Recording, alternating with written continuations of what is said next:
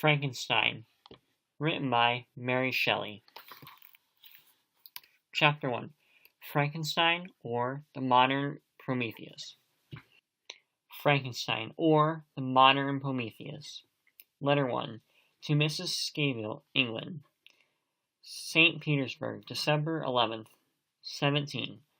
You will rejoice to hear that no disaster has accompanied the commencement of an enterprise which you have regarded with such evil forebodings. I arrived here yesterday, and my first task is to assure my dear sister my welfare and increase confidence in the success of my undertaking. I am already far north of London, and I walk in the streets of Petersburg. I feel a cold northern breeze play upon my cheeks, which braces my nerves and fills me with delight. Do you understand this feeling? This breeze, which has traveled from regions towards which I am advancing, gives me a foretaste of those icy climates.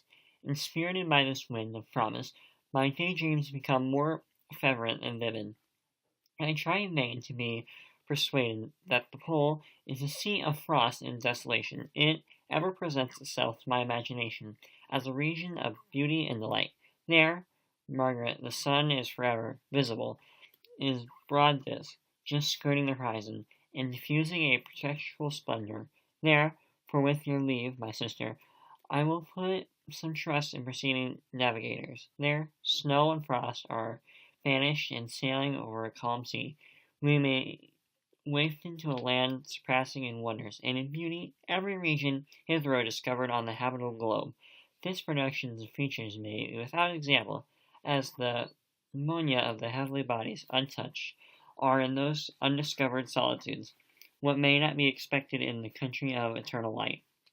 I may be there discover the wondrous power which attracts the needles and may regulate 1,000 celestial observations that require only this voyage to render their seemingly eccentricities consist forever.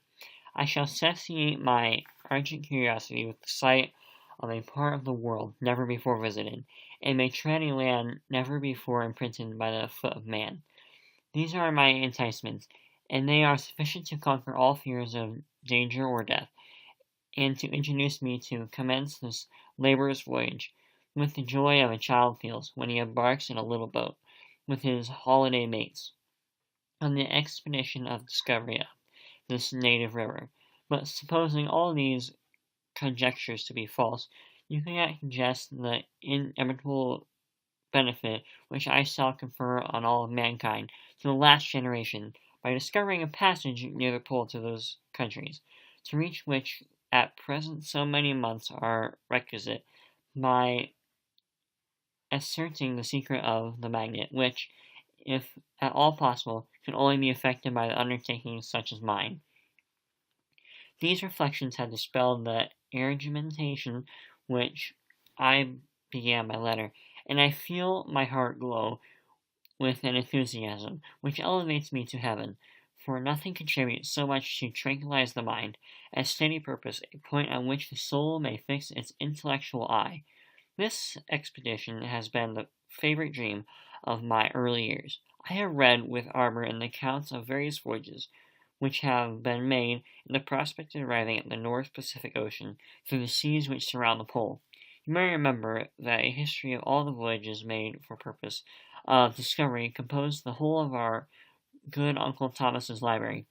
My education was neglected, yet I was passionately fond of reading. These volumes were my study day and night, and my familiarity with them increased that regret which I had felt, as a child, on learning that my father's dying injunction had forbidden my uncle to allow me to embark in a seafaring life. These visions faded when I pursued, for the first time, those poets whose affections embraced my soul and lifted it to heaven. I also became a poet, and for 1 year lived in a paradise of my own creation. I imagined that I also might obtain a nick in the temple where the names of Homer and Shakespeare are consecrated.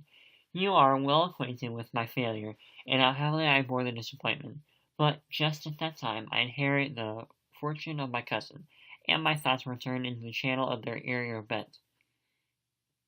6 years have passed since I resolved on my present undertaking. I can even now remember the hour from which I dedicated myself to this great enterprise. I commenced by inuring my body to hardship. I accompanied the whale fishers on several expeditions to the North Sea. I voluntarily endured cold, famine, thirst, and want of sleep. I often worked harder than the common sailors during the day, and devoted my nights to the study of mathematics, the theory of medicine, and those branches of physical science from which a naval adventurer might derive the greatest practical advantage. Thrice I actually hired myself as an undermate in a Greenland whaler, and acquainted myself to admiration. I must own I felt a little proud when my captain offered me the second dignity in the vessel and entreated me to remain with the greatest earnest, so valuable did he consider my services. And now, my dear Margaret, do I not deserve to accomplish some great purpose? My life might have been passed in ease and luxury, but I prefer glory ever enticement that wealth placed in my path.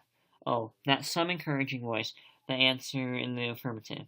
My courage and my resolution is firm, but my hopes fluctuate, and my spirits are often depressed. I am about to proceed on a long, difficult voyage, the emergencies of which all demand all my fortitude. I am required not only to raise the spirits of others, but sometimes to sustain my own when theirs are failing. This is the most favorable period for traveling in Russia. They fly quickly over the snow in their sledges, and the motion is pleasant, and, in my opinion, far more agreeable than what of the English stagecoach. The cold is not excessive. If you are wrapped in furs, a dress which I have already adopted, for there is a great difference between walking the deck and remaining seated motionless for hours, when no exercise prevents the blood from actually freezing in your veins. I have no ambition to lose my life on the post road between St. Petersburg and Archangel. I shall depart for a latter town in a fortnight or 3 weeks, and my intention is to hire a ship there, which can easily be done by paying the insurance for the owner, and to engage as many sailors as I think necessary among those who are accustomed to whale fishing. I do not intend to sail until the month of June. And when shall I return? Ah, dear sister, how I can answer this question? If I succeed, many, many months, perhaps years, will pass before you and I may meet. If I fail, you will see me again soon, or never. Farewell, my dear, excellent Margaret. Heaven shower down blessings on you, and save me, that my own may again and again testify my gratitude for all your love and kindness. Your affectionate brother, R. Walton. Letter 2 to Miss Shaville, England. Archangel, March 20th, 17. How slowly the time passes here, encompassed as I am by frost and snow, yet a second step is taken towards my enterprise.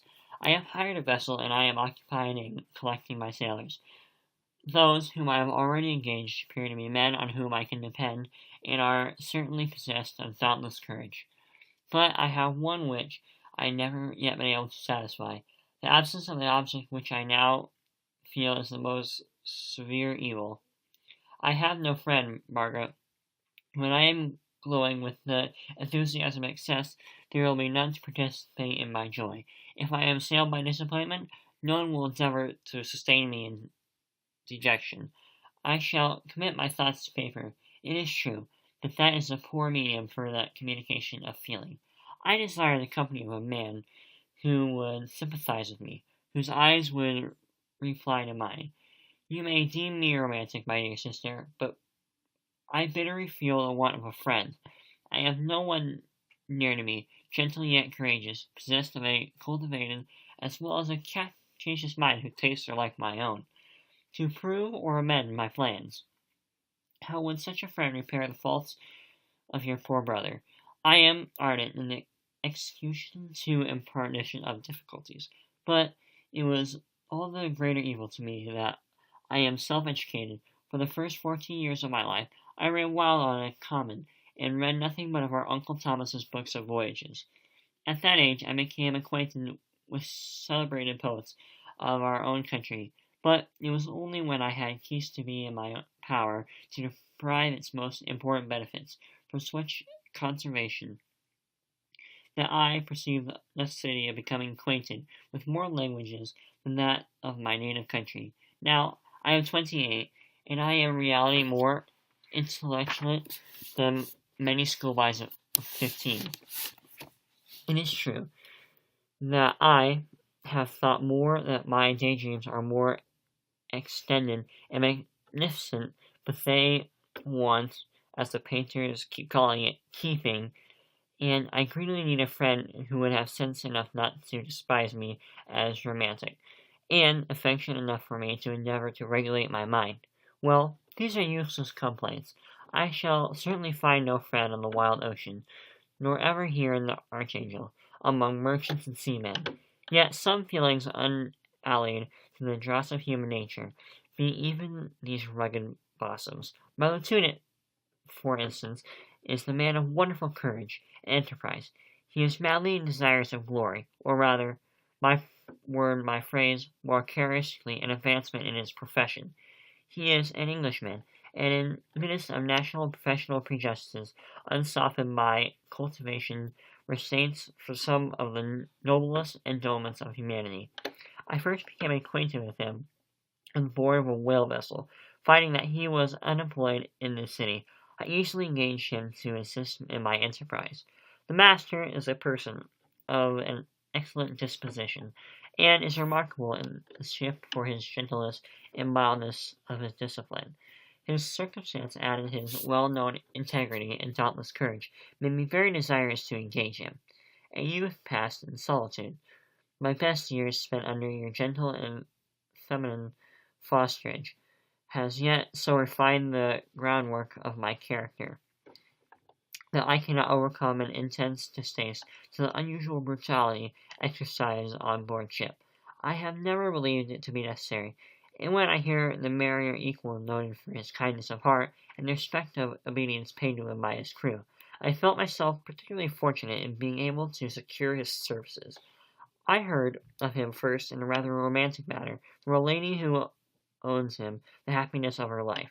This, briefly, is his story. Some years ago he loved a young Russian lady of moderate fortune, and having amassed a considerable sum in prize money, the father of the girl consented to the match. He saw his mistress once before the designated ceremony, but she was bathed in tears, and throwing herself at his feet, and threatened him to spare her, confessing at the same time that she loved another, but that he was poor, and that her father would never consent to the union. My generous friend reassured the supplement, and on being informed of the name of her lover, instantly abandoned his pursuit.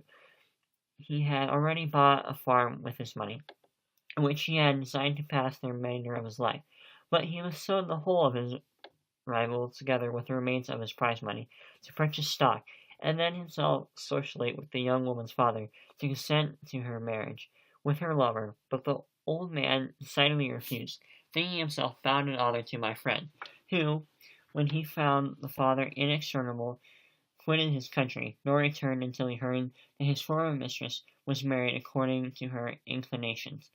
What a noble fellow! You will explain, he is so, but then he is wholly uneducated. He is as silent as a Turk, and a kind of ignorant carelessness attends to him, which, while it renders his conduct more astonishing, detracts from the interest and sympathy which otherwise he would command. Yet I do not suppose because I command a little, or because I conceive a consolation for my toils, which I may never know, that I am wavering in my resolutions. Those are fixed as fate, and my voyage was only now delayed until the weather shall permit my embarkation. The winter has been dreadfully severe, but the spring promises well, and it is considered as a remarkably early season, so that perhaps I may sail sooner than I expected. I shall do nothing rashly. You know me sufficiently to confide in my prudence and considerateness whenever the safety of others is committed to my care. I cannot describe to you my sensations on the near prospect of my undertaking. It is impossible to communicate to you a conception of the trembling sensation, half pleasurable, half fearful, which I am prepared to depart. I am going to unexplored regions, to the land of mist and snow, but I shall kill no albatross. Therefore, do not be alarmed for my safety, or if I should come back to you as worn and woeful as the ancient mariner, you will smile at my illusion. But I will disclose a secret. I have often attributed my attachment to my passionate enthusiasm for the dangerous mysteries of ocean, to the production of the most unimaginary of modern poets. There is something at work in my soul which I do not understand. I am practically industrious, painstaking, a workman to execute with perseverance and labor.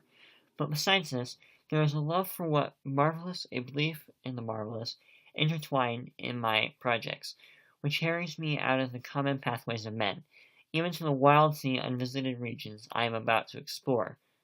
But to return to dear considerations, shall I return to you again, after having traversed immersed seas, and returned by the most southern cap of Africa or America? I dare not expect such success, yet I cannot bear to look on the reverse of the picture. Continue for the present to write to me by every opportunity. I receive your letters on some occasions, when I need them most in support of my spirits. I love you very tenderly. Remember me with affection, should you never hear from me again. Your affectionate brother, Robert Wanton. Letter 3. To Miss Scaville, England, July 7th, 17. My dear sister, I write a few lines in haste, to say that I am safe and well advanced on my voyage. This letter will reach England by a merchantman, now its homeward voyage from Archangel. More fortunate than I, who has not seen my native land, perhaps many years. I am, however, in good spirits. My manner bold and appearance firm on purpose, nor do the floating sheets of ice that continually pass us indicate the dangers of the region towards which we are advancing appear to dismay them. We are already reaching a very high latitude, but it is the height of summer, and although not so warm as in England, the southern gales which blow us speedily towards the shores, which I so ardently desire to obtain, breathe a decree of renovating warmth, which I had not expected. No incidents have hitherto befallen us, and would make the figure of a letter. One or two stiff gales and the springing of a leak are accidents, which experienced navigators scarcely remember to record, and I shall be well content on nothing worse happen to us during our voyage. Adieu, my dear Margaret. Be assured that for my own sake, as well as yours, I had not rationally encountered danger. I will be cool, persevering, and prudent, but success shall crown my endeavors. Wherefore not? Thus far I have gone, tracing a secure way over the pathless sea. The very stars themselves bring witness the testimonies of my triumph. Why not so proceed over the tam de obedient element, which I can softly determine the heart and resolute of man? My swelling heart involuntarily pours itself out thus. But I must finish. Heaven bless my beloved sister. R.W. Letter 4. To Miss Scaville, England, August 15th, 17. So strange, an accident has happened to us that I cannot forbid recording it, although it is very probable that you will see me before these papers can come to your possession. Last Monday, July 31st, we were nearly surrounded by ice, which enclosed the ship on all sides, scarcely leaving her the sea room to which she floated. Our situation was somewhat dangerous, especially as we were compassed around by a very thick fog. We accordingly lay to hoping that some change would take place in the atmosphere and weather. About 2 o'clock the mist cleared away. We beheld stretched out in every direction vast irregular plains of ice, which seemed to have no end. Some of my comrades groaned, and my mind began to grow watchful with anxious thoughts. Then a strange sight suddenly attracted our attention, and diverted our solitude from our own situation. We received a low carriage fixed on a sled and drawn by dogs, passed on toward the north, at a distance of half a mile, it being which the shape of a man, but apparently of gigantic stature, sat in the sled and guided the dogs. We watched the rapid progress of the traveler with our telescopes until he was lost among the distant inequalities of the ice. This appearance excited our unqualified wonder. We were, as we believed, many hundreds away from any land. This apparition seemed to have to note that it was not in reality so distant as we had supposed. shut it, however, by ice.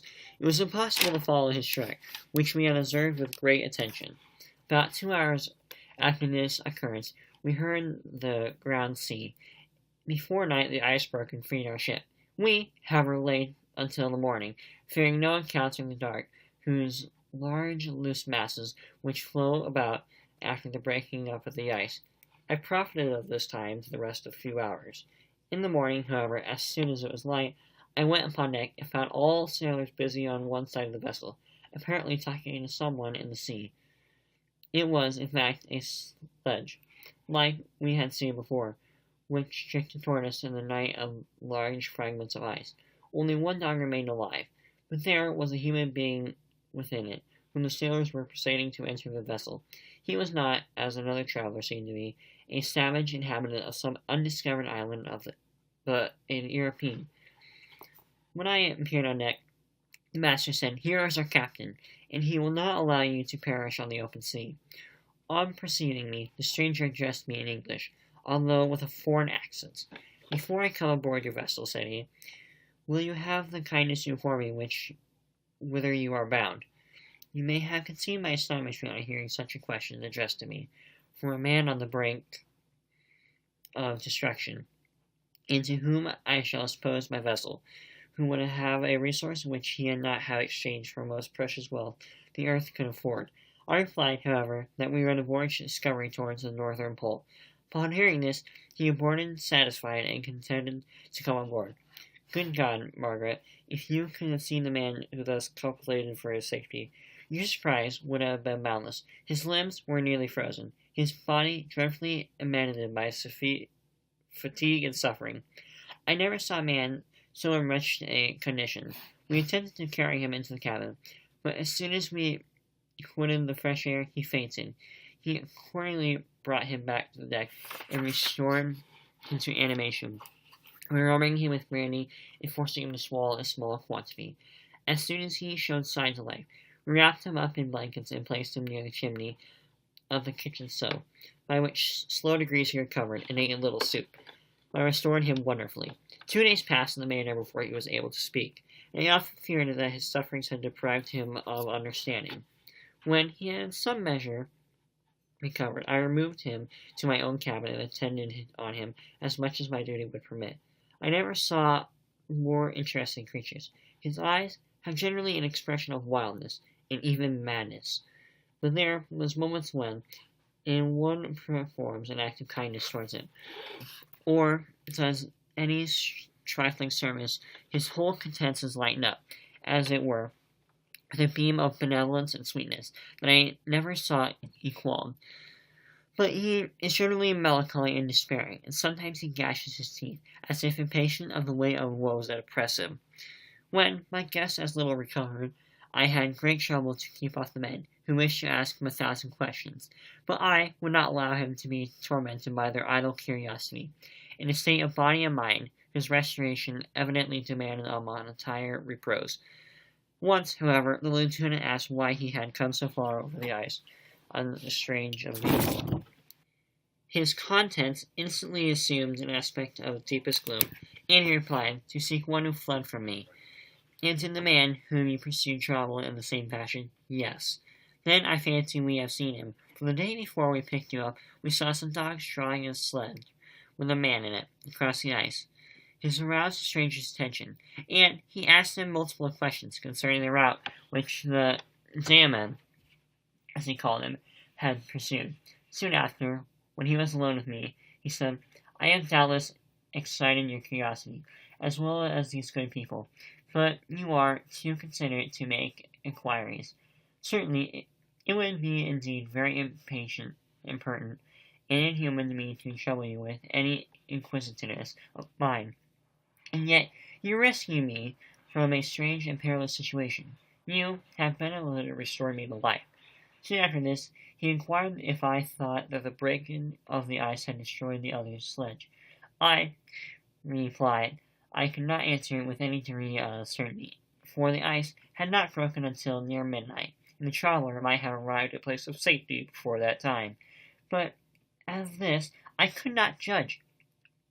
From this time, a new spirit of life animated the decaying frame of the stranger. He manifested the greatest eagerness to be upon deck to watch for the sledge, which had before appeared, but I had persuaded him to remain in the cabin, for he is far too weak to sustain the rawness of the atmosphere.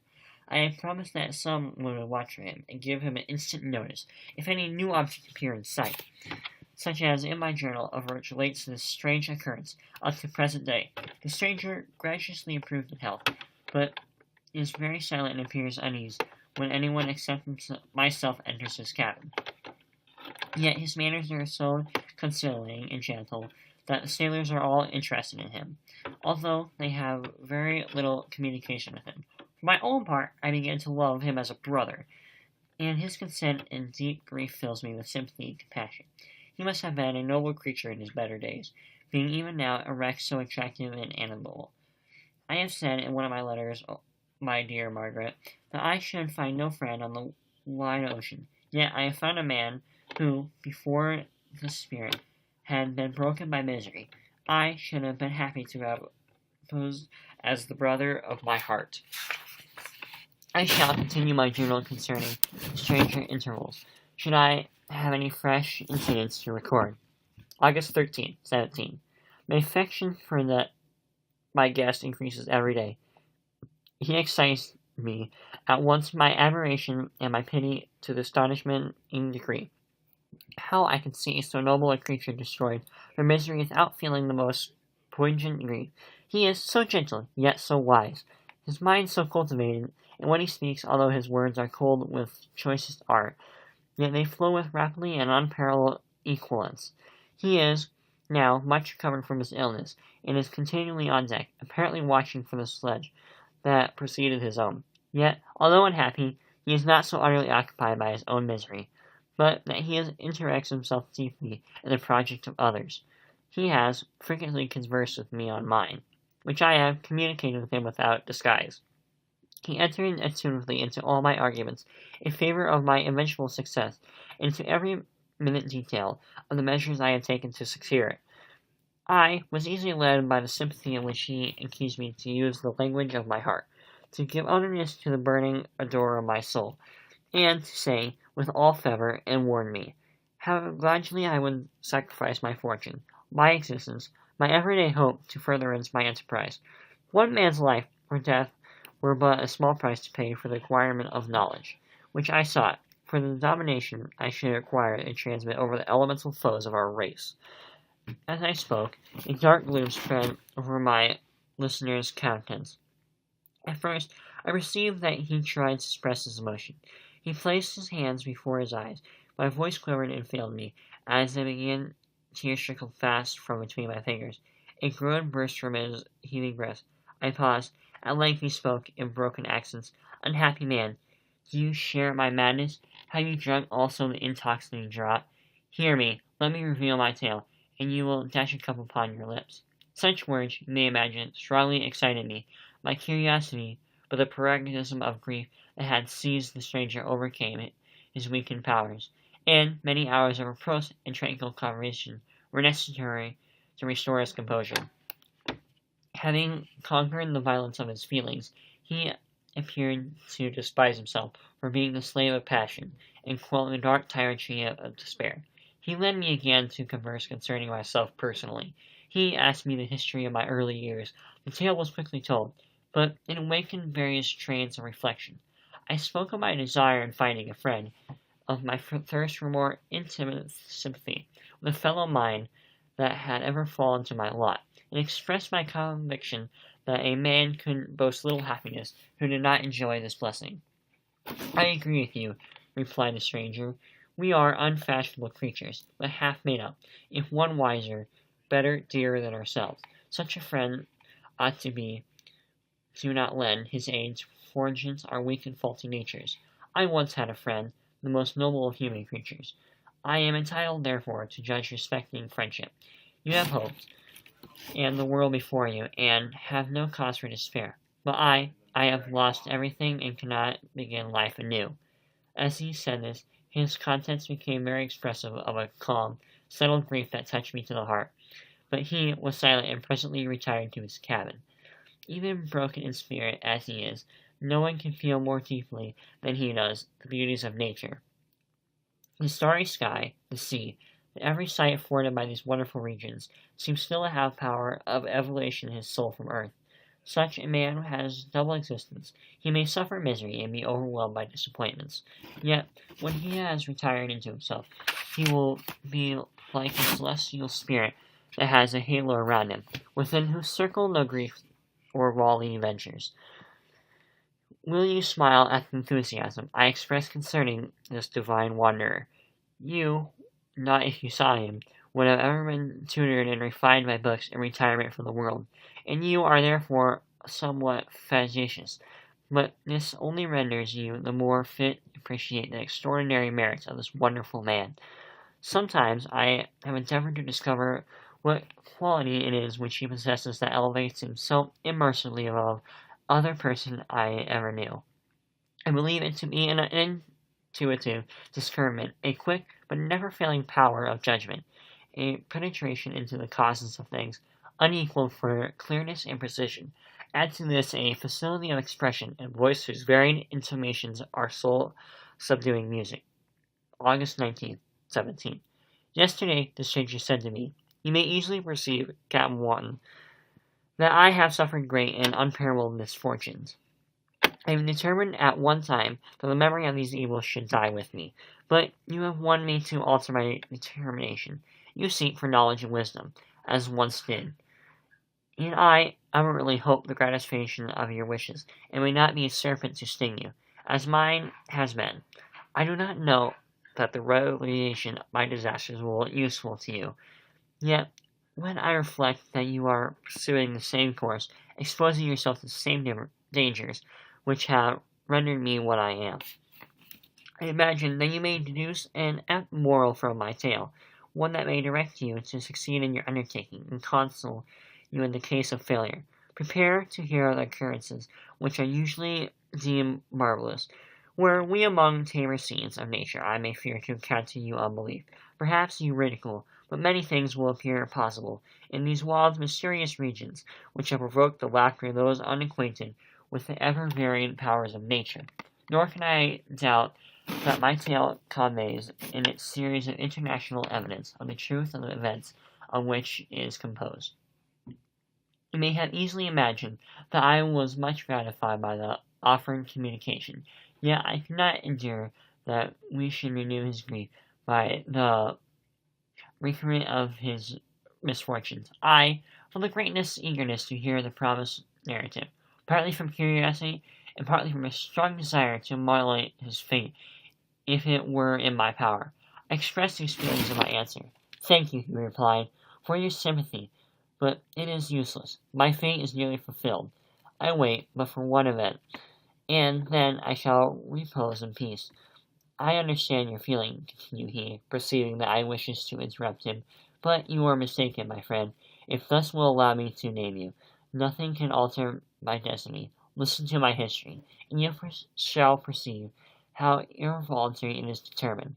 When he told me that he would commence his narrative the next day, when I should be at leisure, this promise drew me from the warmest thanks. I have resolved every night, when I am not imperatively occupied in my duties, to record as nearly as possible in his own words that he relates during the day. If I should be engaged, I will at least make notes. This manuscript will doubtless afford you the greatest pleasure, but to me, who know him, and who hear it from his own lips, with that interest and sympathy shall I read it in some future day. Even now, as I commence my task, his full-toned voice swells in my ears, his lustrous eyes dwell on me with their melancholy sweetness. I see his thin hand raised in animation, while the lineaments of his face are irradiation by the soul within. Strange and harrowing, this must be his story. Frightful the storm which embraced the gallant vessel on its course, wrecked and thus.